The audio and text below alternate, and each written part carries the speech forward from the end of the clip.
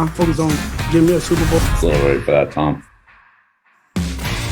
And just like that, mandatory mini camps have come and gone. A really action-packed couple of weeks. What a way to whet our appetites for what will be a fantastic NFL season in 2021. Coming up, someone here is going to pick Washington to win the NFC East, even though the quarterback could, quote, turn into a pumpkin. And you can guess what Marcus Spears thinks wins that division. Probably the Cowboys. Welcome to NFL Live, everyone. Later, Josh Allen will take a step up after last season, or will he regress? We'll tell you. We've got a Bills discussion coming for Bills Mafia. Mina Kimes and Marcus Spears here. Diana Rossini joining us as well. And we begin with the Rams. So Matt Stafford has expectations through the roof in L.A., despite the fact that they may be competing in the toughest division in all of football. Sean McVay has been practically giddy during camp, talking about his quarterback and the possibilities offensively coupled with McVay's scheme. Apparently, DeSean Jackson agrees, saying this on NFL Network about the Rams offense. With a quarterback like, Matthew Stafford, man, it's really mind-boggling for other defenses or defensive coordinators to really be sitting back like, man, how are we going to stop these dudes, man? And, for me, I done been on some pretty good receiving cores, but, Robert and Coop, with the additions to Van and Tutu, like, man, it's going to be scary, man.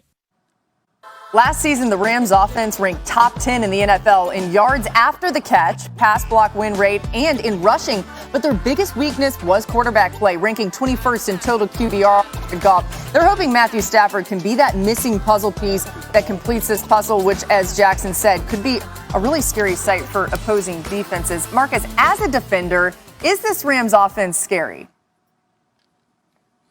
Yeah, they scary. So allow me to whet everybody's appetite, L Boogie. I don't know what that meant, but I'm going to go along with it. Okay, listen, this is the point where we start talking about teams that are going to be in competition with the Tampa Bay Buccaneers. And you can squarely center your eyes on the Los Angeles Rams. And yes, they should be a very scary offense. When you think about what Matt Stafford was brought in to do, it was to elevate this team to a Super Bowl. It was to create more offense. Sean McVay got termed or deemed the prodigal. He was the guy that was creativity. Him and Kyle Shanahan were the two guys. Now you have a quarterback that can get you through moments, overcome bad moments when things aren't working well. And I believe that was the knock on Jared Goff, is that when everything wasn't working perfectly is when he started to show his true colors and not be able to overcome those things. But DeSean talked about it. With him, you got a guy that can take the top off of a defense. You got Van Jefferson, that's a big body. You still got Robert Woods, who is that jet sweep motion action. Get him the ball, make plays. And Cooper Kupp, very underrated. Cam Akers in the backfield. They should be scary. Yeah, I agree. I mean, Marcus, when they traded for Stafford, the Rams did so hoping that they could see an effect similar to what you saw in Green Bay last year with Aaron Rodgers, which is what happens when you take a Shanahan-McVay offense, which is, of course, inherently quarterback-friendly, and you drop in a quarterback who's not replacement level, who can, as you said, elevate the offense. It's no coincidence that DeSean Jackson is excited about this, because the difference that Matt Stafford brings, aside from his second reaction ability and his creativity and the fact that he doesn't have to always play in structure, is his explosive play potential.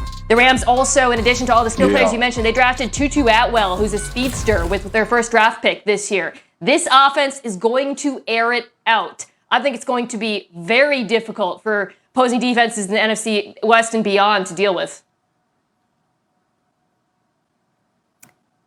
All right, Marcus, let's talk. We're trying to get Diana Rossini in here, by the way, just letting you guys know what's going on. So she froze up again. We'll get her back. Well, but, I love to talk. What's up? Well, I know. So I got something What's for up? you. So when you think about the difference in quarterbacks, we've illustrated it very well about how this could be a step up. But there was something that Stafford was plagued with in Detroit, and it was the turnovers. So any concern, Marcus, that we see more of that in L.A.? L Boogie, it's a direct correlation with him being in Detroit. It's called pressing. It's called feeling like you're the only one that can manufacture offense. And to Mina's point, that is the hope in Los Angeles, is that Sean McVay can ease the load that Matthew Stafford has had to carry for a long time after Calvin Johnson decided to retire because that was a different animal. He was special. That's why he's going into the Hall of Fame. Calvin Johnson I'm talking about. But the bottom line is, yes, he should be fine, and the turnover shouldn't be a problem in this scheme. Well, he's no longer going to be relying on 50-50 balls to Kenny Galladay for like half of the production of this offense. I mentioned Rodgers earlier. A big part of the reason why the Packers offense was so successful, because LaFleur was there the year before, was that Aaron Rodgers bought into the system, and then he elevated it. And that, to me, is what Matt Stafford needs to do. He is going to see more wide open receivers this year than he has his entire career. He needs to let those plays develop, buy into McVay's system, and if he does, the Rams will profit. All right, by the way, wet, W-H-E-T, to sharpen or to hone. And our appetite's officially whetted here on NFL Live. Lots of big stories from this week's mandatory minicamp. Let's run through a couple, starting in Seattle. Seems like all is sunshine and roses between Russell Wilson and the Seahawks front office and coaching staff, despite a tumultuous offseason where it seemed he wanted out. This is what he did at Pete Carroll's press conference this week. What's up? Just letting everybody know we're still friends, you know. Hey. Just messing with you. Get out of here. You had your press conference. Cringing! Nina, is all the Russ drama from the offseason a big deal? I don't think it's a big deal this season. I've said it before. They were never trading Russell Wilson. They had no reason to. Next season might be a bit of a storyline. But no, it wasn't just Pete Carroll there. John Schneider, the GM, got in with the little peace sign. And to me, he's more important than any looming drama or issues with Russ, because he's the one who had to go and get the players that Russell Wilson wanted and potentially will be negotiating an extension with him. Marcus, reports out of Miami were 2 this week, including the 5 interceptions at Tuesday's practice. Is that a big deal? No, not at all. And I would love for him to get it out of his system now and try to take those chances. One thing we talked about, Tua, he's safe with the football. Well, in this league, in order to ascend, you have to take chances. So the more and more he can get comfortable and throw these picks while he's in training camp and it's not costing them anything in the win-loss column, do it now, and let's not do it when the season starts. No concern, no big deal. No big deal. What is a big deal is all we've got coming your way on NFL Live today. We give you Marcus Spears' tiers of the top 5 D-line duos in the league. I'll give you a hint. Aaron Donald, not number 1. Wait till you see this. And we're going to talk Bengals. Joe Burrow likes how the offense is looking with the young talent, but Mina says the pressure's on in Cincy. It may not be on who you think. Keep it right here. NFL Live will be right back.